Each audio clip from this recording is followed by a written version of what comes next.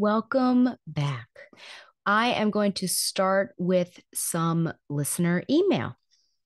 So, first, I have from my podcasting big bro, Tom Panarese. This is in regards to episode 227. He says, Stella, well, I spent a couple of days before Christmas binging three whole episodes of your podcast, and I'm happy to say that I not only am I done, but the house is clean. Smiley emoticon.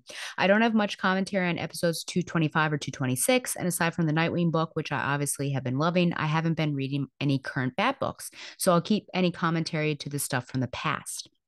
So these issues are taking place literally 1 month before the first issue of Identity Crisis drops. And that means that Dan DiDio era at DC has started to hit its stride and the seeds for Infinite Crisis are being planted.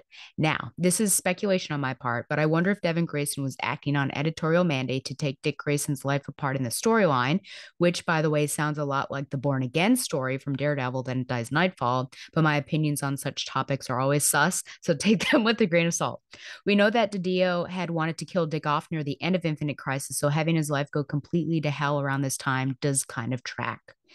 What also tracks is the abhorrent behavior of Batgirl at this time. Over in the Robin title, Tim has just quit and Steph has taken over, and we know how that ends. And over the course of the next year, we'll get War Games and Under the Hood, followed by the whole Brother Eye OMAC project story.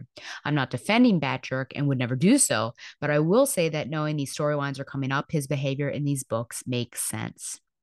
As for Nightwing number 93, I did read this when it came out, but I was such a casual comics reader at this time. We're talking May, June 2004. There was a lot going on in my life, and while I did get my books on the regular, I wasn't reading any comics news, message boards, or other forums.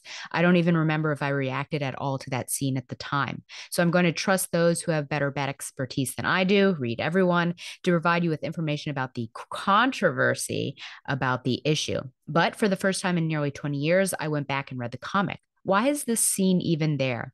I thought that overall the issue was very good, especially the confrontation with Blockbuster and his death.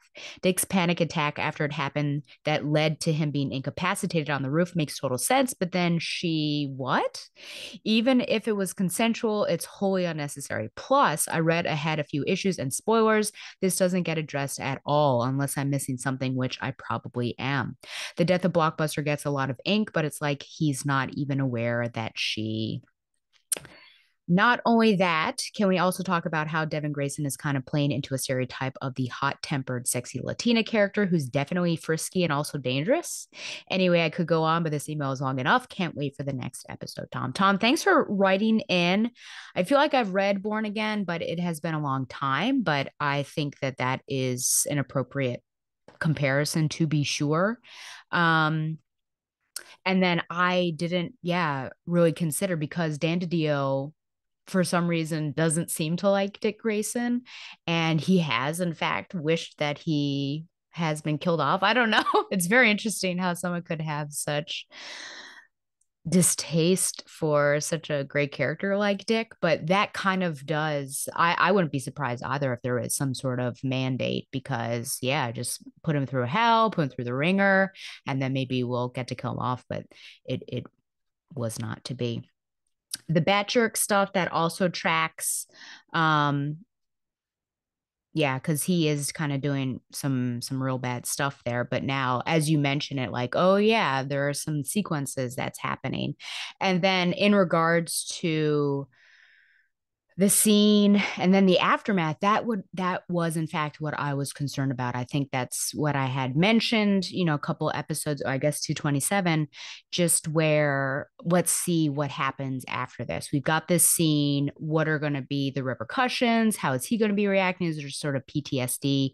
And so it is a bit of a spoiler for me, but that's just disappointing and unfortunate that he doesn't carry that weight with him, and we don't see that, because then I think the big question is, why is that even there?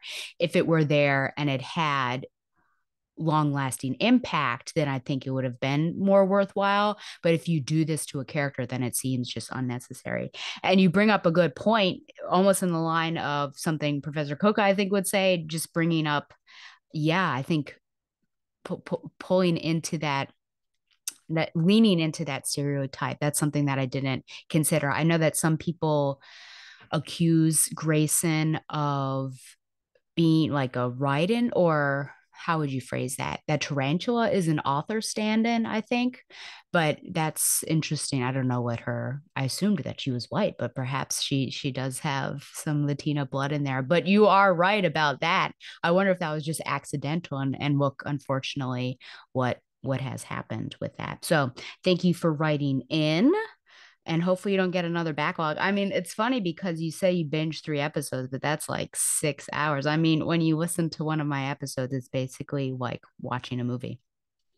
I also had an email from Earth to BFF Shayna.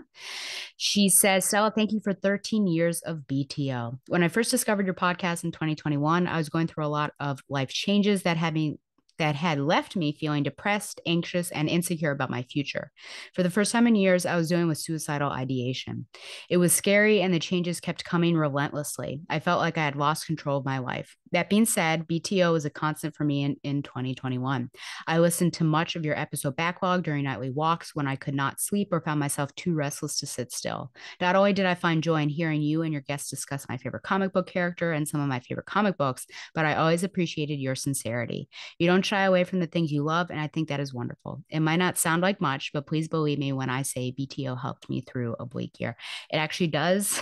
It means a lot, Shayna. It means a lot that you're even just sharing that personal story with me and with listeners. But as I've also had a tough time, and I just tried to like keep going with this podcast because I thought, if I can help anyone out or bring joy, even if I'm having a tough time, and maybe these books aren't the best, but trying to be out there and make some sort of connection. So I'm glad that that happened. And I'm very appreciative of you, quite honestly, and genuinely, just that you consistently write in and you listen. I'm always appreciative of all of my listeners, and most especially those that take time to write to me. So thank you very much. And I'm hoping that you're doing better. Just one step at a time. Am I right? With some of these things that we have to go through. Life has been a lot easier on me in 2022, but my appreciation of your show has not lessened. This last year, I have very much enjoyed writing into BTO. Before, I only had Twitter and Reddit, which I found both to be all around miserable experiences when trying to talk comics. So, thank you for allowing me to be a part of the conversation on your show. I always look forward to hearing your thoughts.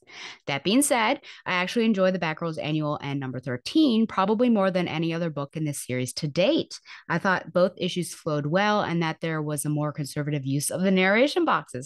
I found myself getting swept up in the story and thought the plot was compelling, though I am partial to family stories. I love them and can't wait to read what happens in number 14 between Steph and Cluemaster. Well, it doesn't happen in 14. I do hope Shiva stays around a little longer and we get more with her and Cass.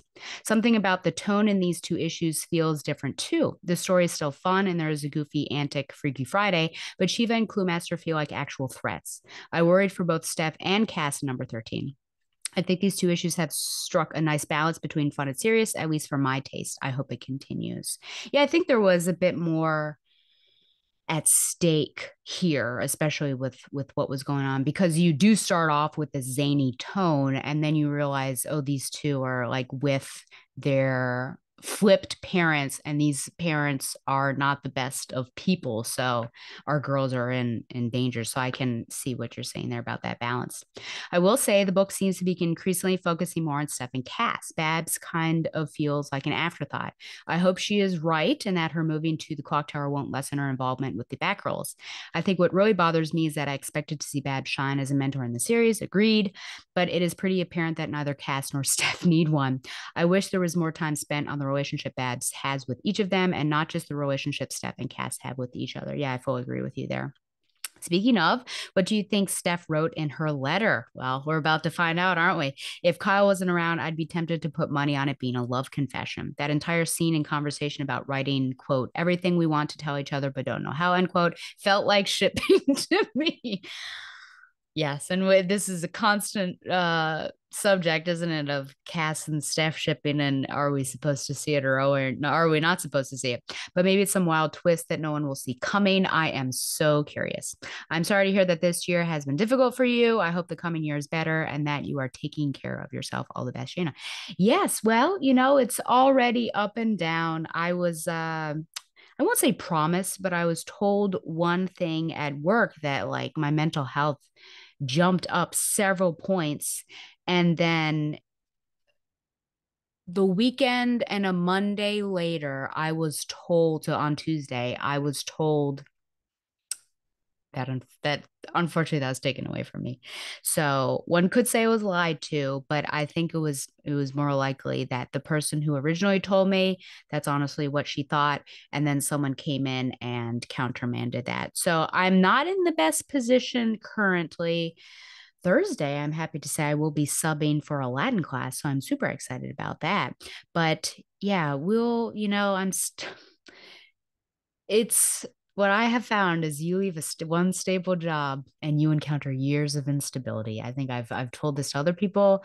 My best friend, she was considering, finding another job, and I said, just so you know, when you leave a stable job, you may encounter years of instability. Because I'm, applying for other jobs now because I'm being taken advantage of, let's just say. But I shall only speak. I'll try to speak positively on this past or this second part here and not get in the weeds. I will say that a source close to Michael W. Conrad spoke to someone that we know about this book and the fact that we had an idea of what the book was going to be, and it seems like it's different. And so this source said that Michael W. Conrad told the source that editorial specifically greenlit the book on the idea that it would be geared towards a young female audience, which is very different from the extant Cass and Steph fandom because they haven't really been earnestly used in so long. So there's a pressure on them, on the writers that is, to make the atmosphere feel a lot more like DC superhero girls because they're trying to pursue those types of readers, which I do. I love DC superhero girls, and perhaps we don't really have that, but I just feel like we're maybe blindsided isn't the right word, but like led astray. I think we had different expectations and they weren't being met. And that's a problem. You get these ideas and then you get disappointed. So it's probably best to have no expectations whatsoever. But I'm even saying that right there. And 14 throws that whole thing, I mean, makes that source and that conversation contradict itself. But before I even get into 14, I just want to thank you. Thank you for writing in, both Tom and Shayna. I didn't have a YouTube video last time. Remember, I just was trying to make it basically. And so there are no YouTube comments. Now I'm behind in Nightwing, honestly. So perhaps once I feel like it, it's not going to be this time because I'm trying to get this out. I'm going to New York City this weekend, so it's just going to be real quick.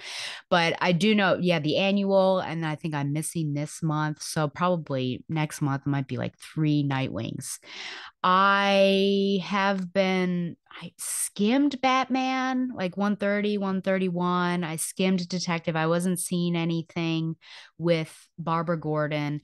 I did read the story in Batman Urban Legends 22 and 23, which stars Nightwing. It's called The Director by Jamal Campbell. I mean, it's interesting how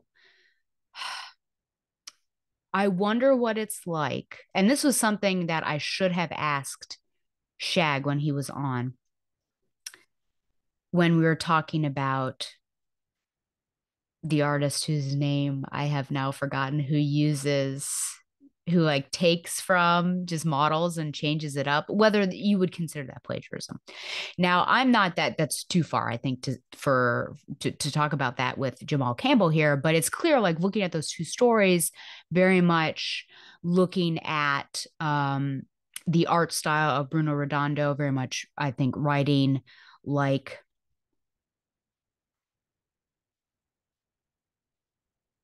um wow, Tom Taylor, whoo. And but is that, I don't know, was he sort of handcuffed to that? Were they telling him like this is successful, you should make it like that?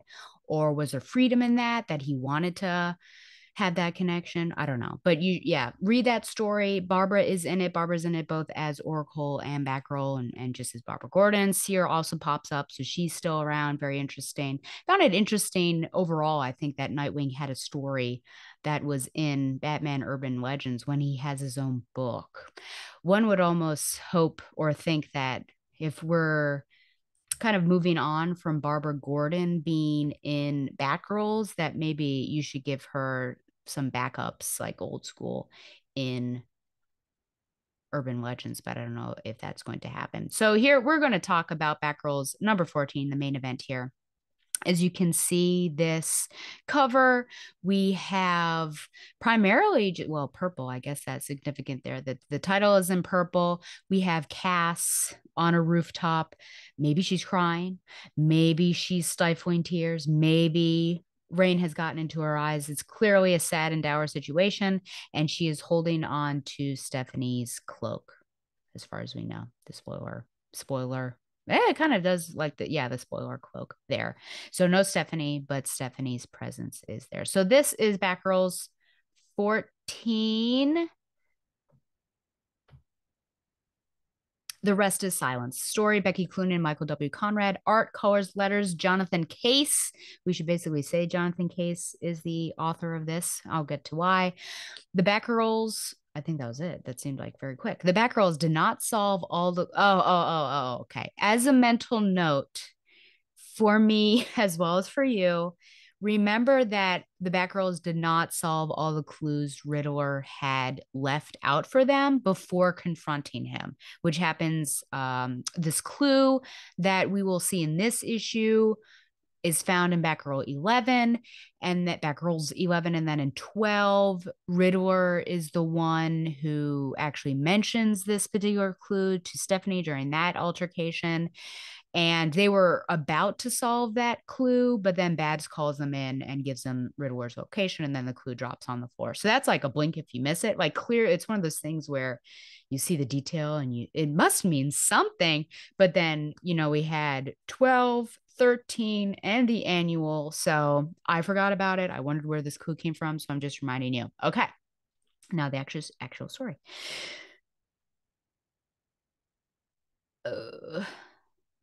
Before I actually get to the plot synopsis, sorry, let me just let you know that with the exception of Stephanie's letter near the end of the issue, this is a silent issue.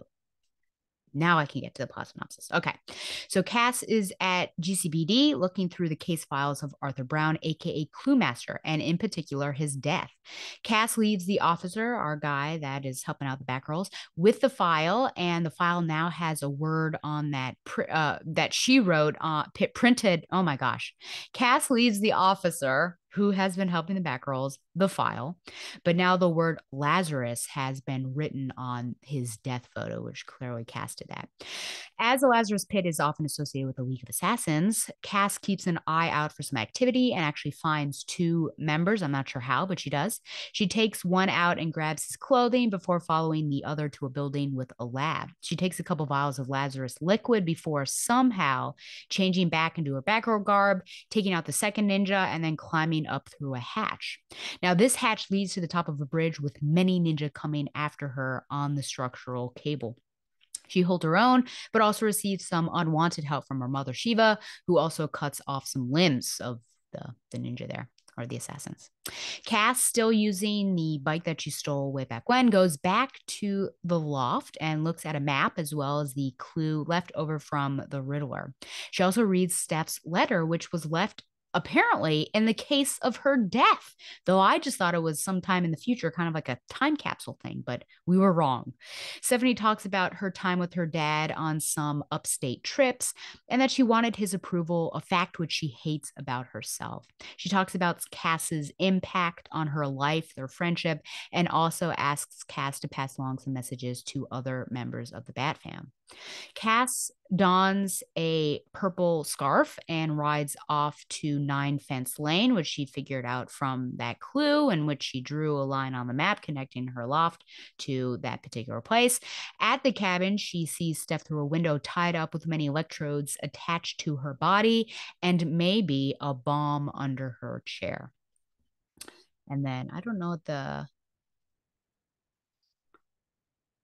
Does it say, ooh, I don't think it says next up, da da da. I think it just ends on that, which makes sense since it was an all silent tale.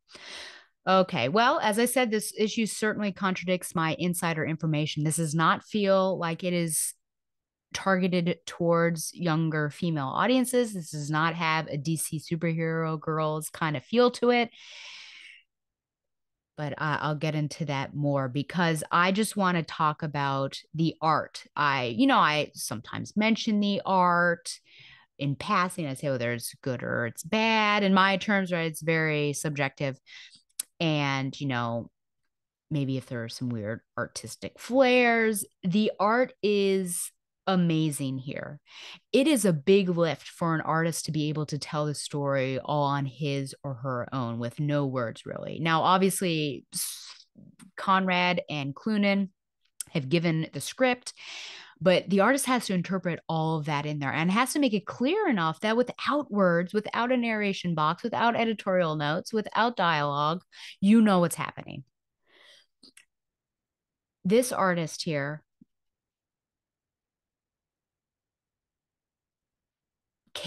Jonathan Case, is brilliant, I would say. It makes you follow along with the story.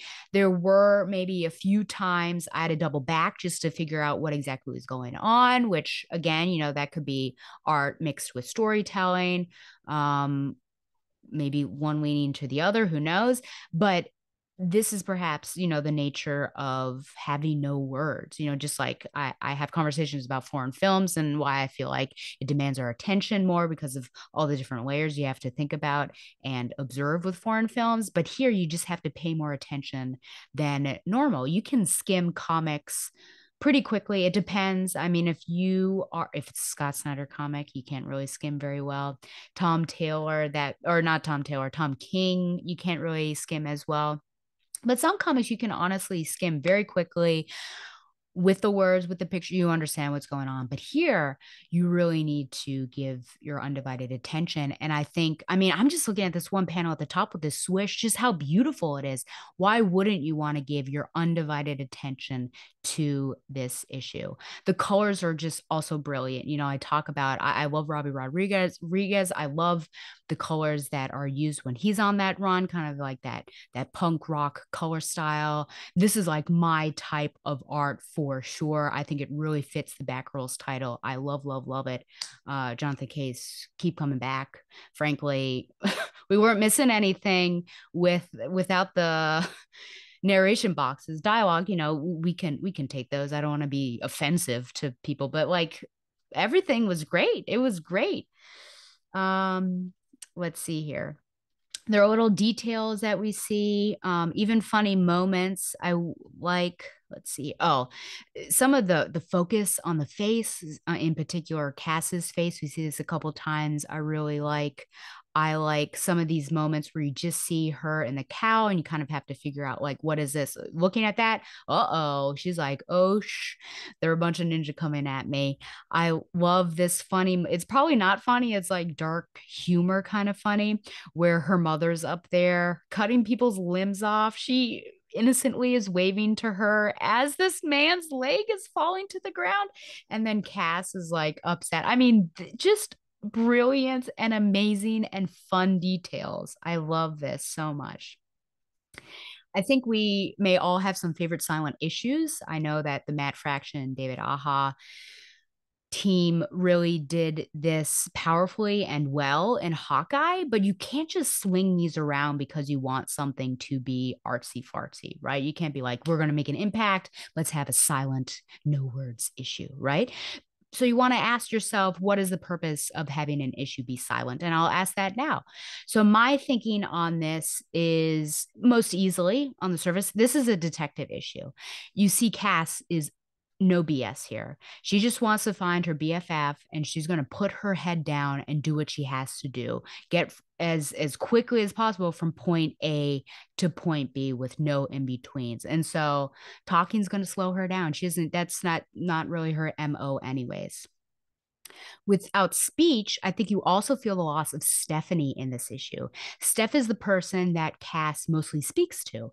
And Steph is, of course, the more garrulous of the two. Garrulous. It's a weird word, but I love it. But without Steph, Cass has less of an outlet.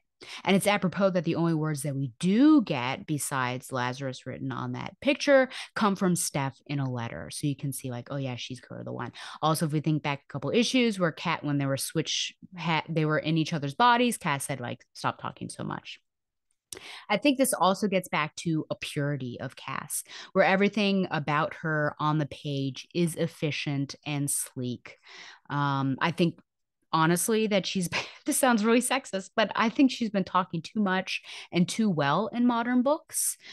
And while silence is another extreme from that, I think this does feel more like the classic Cassandra Cain. I think that she should speak. I think she can speak, but it's just like we went from Scott Peterson era, all of a sudden, like she can speak really fluently, and I think like she should still be struggling with some of the things that's going on, and that's a critique I have, of course, with some of the 2004 issues that we see her in as well. So I think I only have two grievances. I will say that this clue that she has, I wish there would have been an editor's note, if only to remind us what that clue was, because my question was, where did she get that clue? It's clearly from the Riddler, where that come from. So I had to do the research for that. Yes, it probably would have distracted because it was silent, right? It was a silent issue. So to have an editor's note defeats that purpose, but it just would have been nice to have that. And then the letter from Cass is really quite interesting, especially in light of what Shayna had thought might be in it, or, just what is in this? I find it odd. I find this letter to be odd, mainly because I didn't think the purpose in writing these letters was to reveal something deep to each other after their death. Because if that's the case, there's no room for that relationship to grow because the other person is dead. So I thought the purpose was, let's write this, and then there'll be a time where we'll read each other's letters, because it is hard for us, not after someone has died. That doesn't make sense at all. I was also struggling to find the big secret, and what was it that was so difficult for her to speak to Cass. I'm thinking that it is that she wanted her father's approval, and she is ashamed of that, which is interesting. I mean, shame is huge, right? And it's huge. It's hard to overcome. But it's interesting to have that be the detail, knowing the person you are writing it to has probably something similar, right? I think that to a certain extent, Shiva may also want her father and mother's approval, want that love, but also knowing that, hey, those two people aren't the best. And we've already discussed in this very book this connection, as well as probably in other books, this connection between these two girls, these young women, and their parentage, which is not the best. So I feel like that would have been easier. Um, it seemed like the letter was a bit too forceful in pushing the location of the cabin, because it was all about, oh, we have this cabin up south, near da da da da da. Because the clue also had that. So do we need that in the letter and this? Could you have not spent more time and maybe more careful thought on what that letter would have? Um, and then, I do like the things that she says about, I am reading this now. I've told you about my dad, how he tried to train me, not like your stuff. He didn't want me to be a warrior. My dad wanted to sharpen my mind. I'm good at compartmentalizing, put the hard stuff in boxes, then go on pretending that I dealt with it. Like how I laughed that he called himself Pooh Master. Yeah, it's very interesting. Sorry, I do like what she had to say to, the different. This is my secret thing. Guess I never. She says, I don't know why this is my secret thing. I wanted to share now. Guess I never kept much from you, so now I got to dig deep to find something. This stuff doesn't count anyway, not anymore, not since I met you. Yeah, it's very interesting. I mean, I think that proves my point of like why is this the thing that she's talking about. But I guess it shows their great relationship, the fact that she is scraping bottom.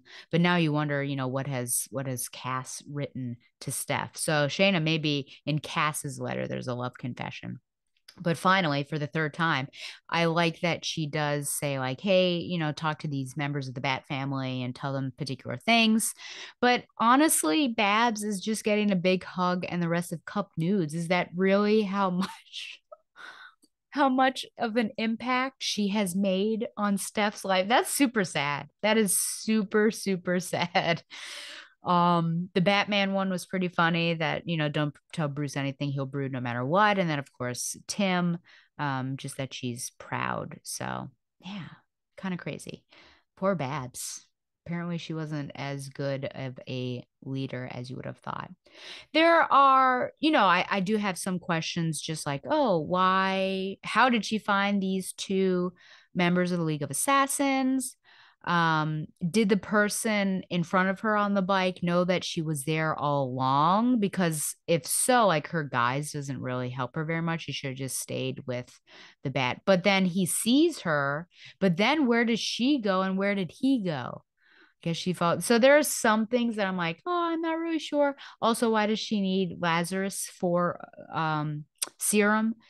I'm a bit concerned about that, but maybe, oh my gosh, what if Steph dies in this arc and Cass uses the Lazarus serum to poke a breath, which again, that is not kid friendly, but that would be insane to see Stephanie Brown Lazarus insane, post Lazarus resurrection insane.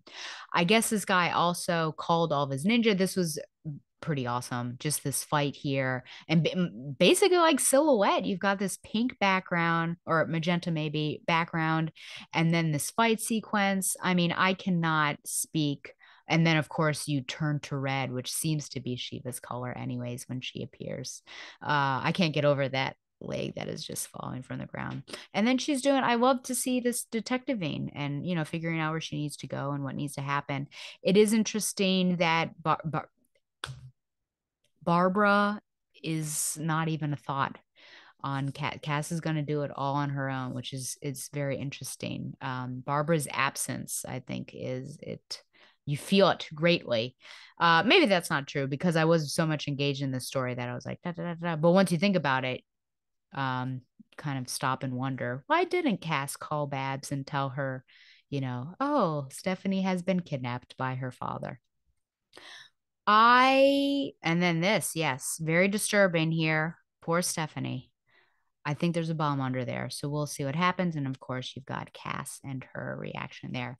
It's nearly perfect, I would say. Just a couple of those things. Mainly that letter, I would say, and just maybe some minor quibbles on what's going on there and why is that happening. But it's just beautiful. It's really well done. I'm going to give it a 9.5 out of 10. If I gave other points, it'd probably be like a 9.8. But like I said, pretty darn pitch perfect. Best one of the series. And is it the best issue I've read all? Well, sure. In 2023, it's the best issue I've read. So there you go. I think that's it there. So there is no anime watch list. So then I am just telling you what sorts of things I have read. And of course someone's reading The Outsiders, I see. Of course, I started a new challenge for 2023 to find where I am. This is always, we'll see if I remember here. Backlash? Did I talk about that? Did I talk about December 15th? I think it depends on when. I guess I did backlash. Did I talk about backlash and the testaments? Ooh, I don't know. I think the testaments I mentioned by Margaret Atwood would kind of a companion is what Tom calls it because we both read this after talking about the Handmaid's Tale, and then one could also say about a sequel, but it follows an aunt, a daughter of a commander, and someone that is in Canada. and they're all connected somehow. And then I read Backlash: The Undeclared War Against American Women by Susan Faludi. And this was in early 90s it came out, and it was referenced in a podcast, a YouTube video I watched from Princess Weeks about Don't Worry, Darling. And so she mentioned this, and I thought, oh, that's pretty interesting, which was, yeah, I found it very interesting to see, like, as we take, which is, I've talked about before, as, women take steps forward, there's always some sort of push that sets us back again. So it talks about that in different aspects, in politics and fashion and media, things like that. Romantic, a romance novel I'm not going to mention, Streetcar Named Desire by Tennessee Williams, which will be an upcoming episode of Required Reading. Tomorrow and Tomorrow and Tomorrow by Gabrielle Zevin, which I rated 5 out of 5. It's really good, but it is quite heart-wrenching, I would say. A contented ending, but it is, yeah, it's rough. It's almost like it felt like a Kristen Hanna novel, my complicated history with her, a relationship with her. And I did feel melancholic while reading it, so just be aware. And then also reread Hamlet by William Shakespeare, and that I'm guesting on a podcast covering Hamlet over at Fire and Water Network. And then I'm nearly finished with Aliens Vasquez by V. Castro, which Tom lent me, following Vasquez from Aliens, and then she has twins. And so you mostly, because she's only in a little bit of the novel, then you follow her twins, and one of them goes in the Marines, the other one works for Weyland-Yutani. So it's very interesting. But I think that basically wraps it up. So remember, you can send any question. Remember, you can send any questions or comments to batgirltheoracle@gmail.com. Like the show on Facebook or follow it on Twitter at batgirltheoracle. Subscribe to the show on YouTube for an uncut version. Obviously, there are lots of flubs in this one.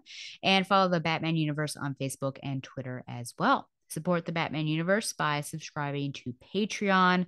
If you're interested in seeing gaming and listening to me argue with somebody else and also talk philosophy and all sorts of different things, there's also a YouTube channel called Ludi at Pugnai.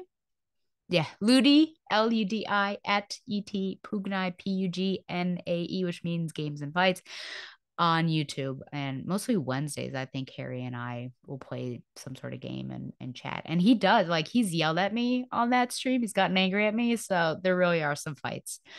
And yes, okay. Once again, thanks to Mile High Comics for sponsoring Batgirl the Oracle, the Barbara Gordon podcast. Thank you for sticking with me for 13 years, where we keep going. And until next time, fly on, Babs lovers.